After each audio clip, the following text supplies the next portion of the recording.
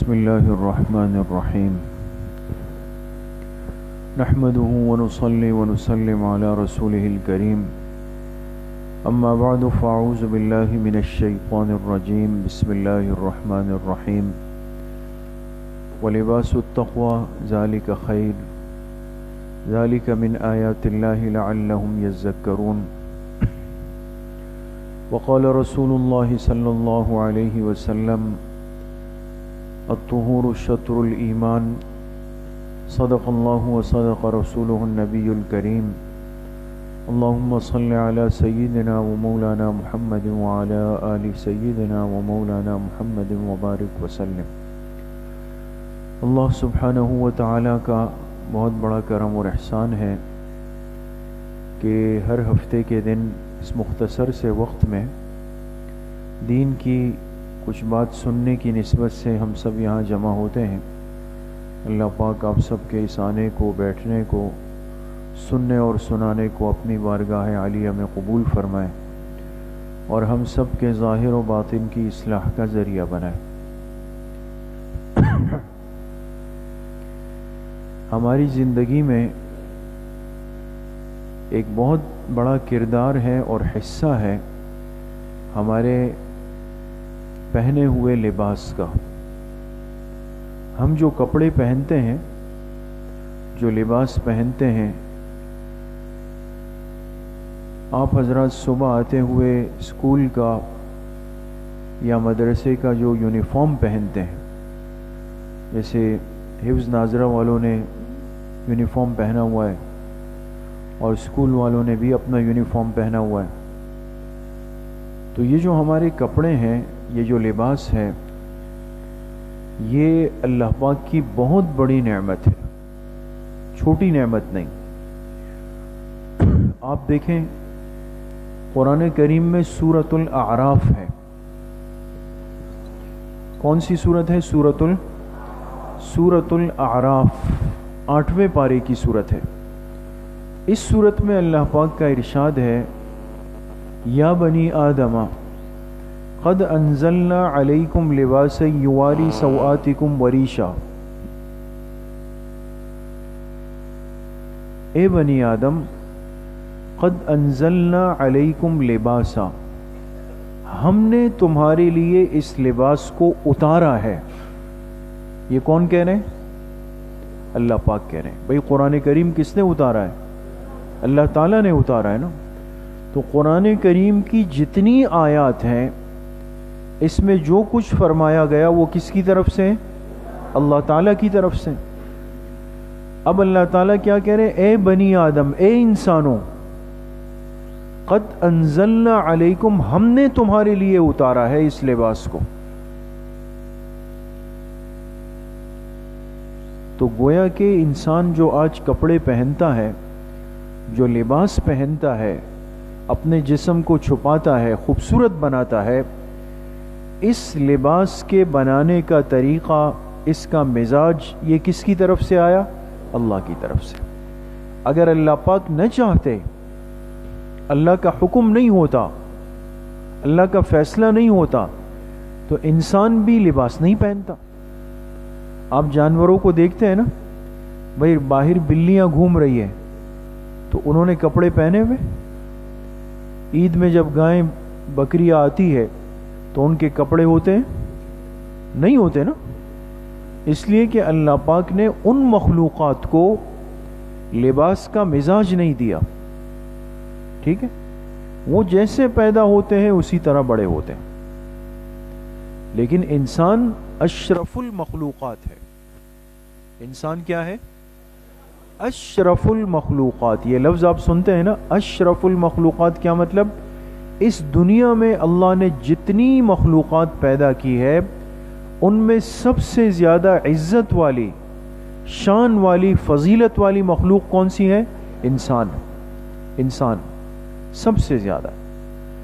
تو اس اشرف المخلوقات کو اللہ پاک نے یہ سمجھ دی، اس کے دماغ میں اللہ پاک نے بات ڈال دی کہ یہ بغیر لباس کے دنیا میں نہیں رہ سکتا،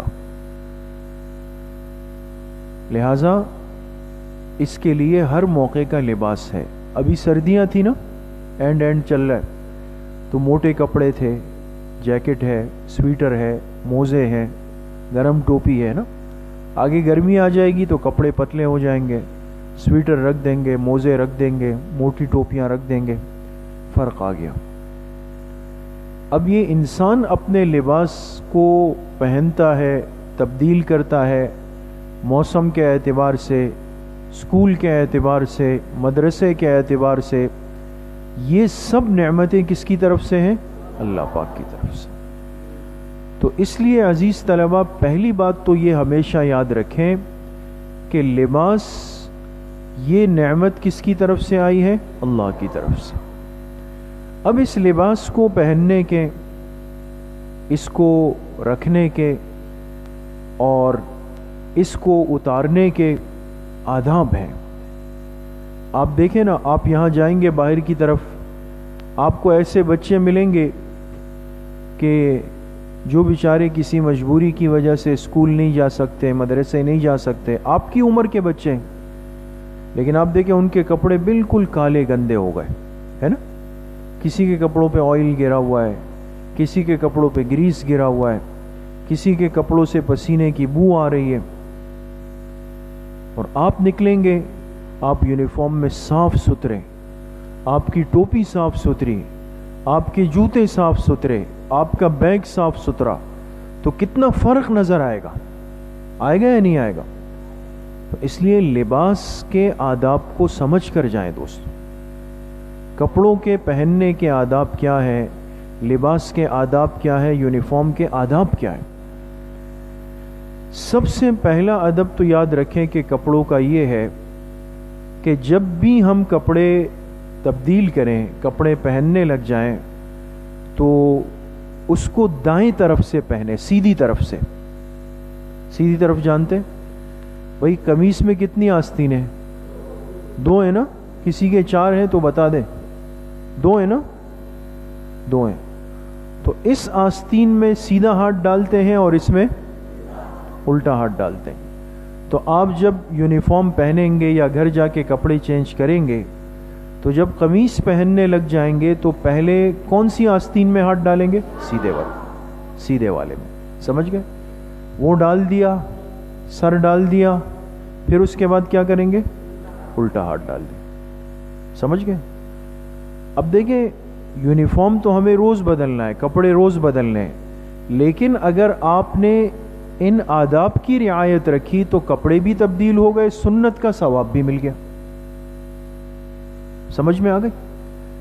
تو آئندہ سے جب بھی ہم کپڑے پہنیں گے تو پہلے کون سے حصے کو جسم میں داخل کریں گے؟ سیدھے. اسی طرح نیچے کا لباس ہے، شلوار ہے، تو اس میں پہلے کون سا پیر ڈالیں گے؟ سیدھا پیر، پھر الٹا پیر ڈالیں گے. یہ بات سمجھ گئے؟ پہنتے ہوئے سیدھے کو پہلے رکھیں گے. اچھا، پھر جب کپڑے اتارنے کی باری آ جائے، آپ گھر جائیں گے، کپڑے چینج کریں گے، دوپہر کے کپڑے پہنیں گے، تو اتارتے ہوئے کپڑوں کا کون سا حصہ پہلے اتاریں گے؟ الٹا. سمجھ گئے؟ اتارنے میں، لہذا شلوار میں پہلے الٹے پیر کو نکالے، پھر سیدھے پیر کو نکالے. قمیص میں پہلے الٹے ہاتھ کو نکالے، پھر سیدھے ہاتھ کو نکالے. یہ پہلا ادب کس کس کو سمجھ آ گیا؟ سب عمل کریں گے اس پہ؟ ایک ہو گیا. سمجھ گئے؟ دوسرا ادب لباس کا کیا ہے کہ کپڑے تبدیل کرنے کے بعد پرانے کپڑوں کا کیا کرنا ہے؟ جتنی ہاتھ میں طاقت ہے اتنا دور پھینکنا ہے اس کو. ہاں، جہاں پرانے کپڑوں کے رکھنے کی جگہ ہے، آپ کے گھر میں ایک ترتیب ہوگی نا، بھئی آپ کی والدہ آپ سے کہیں گی کہ بھئی یہ جا کے ٹوکری میں ڈال دو، واشنگ مشین کے پاس رکھ دیں، یا اس واش روم میں جہاں آپ نے کپڑے چینج کیے اس کو وہیں پر رکھ دیں. آپ سمجھ گئے؟ تو کم از کم ہم اتنا تو کر سکتے ہیں کہ جہاں ہمیں گھر والے پرانے کپڑوں کے رکھنے کا بتائیں، ہم کپڑوں کو اسی جگہ رکھیں. سمجھ گئے؟ یہ بہت ہی نالائق طالب علم کی نشانی ہوتی ہے کہ گھر جا کے قمیص وہاں پھینک دی، بنیان وہاں پھینک دی، جوتے یہاں پھینک دیے اور اس طرح گھوم رہا ہے. نہیں، ایسا نہیں کرنا ہے. یہ شکایت کسی کی نہیں آنی چاہیے کہ یہ کپڑوں کے معاملے میں غیر سنجیدہ ہے، اس لیے کپڑے جب اتاریں پرانے کپڑوں کو پرانے کپڑوں کی جگہ پر رکھیں.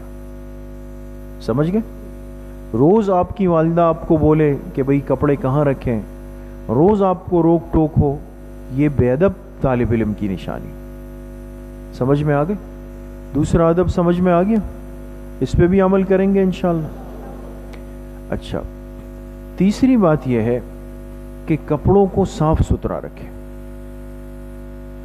صاف ستھرا، گندے کپڑے، میلے کپڑے، پسینے والے کپڑے، نشان لگے ہوئے کپڑے، یہ انسان کو عیبدار بنا دیتے. ایسا انسان، ایسا طالب علم برا لگتا ہے.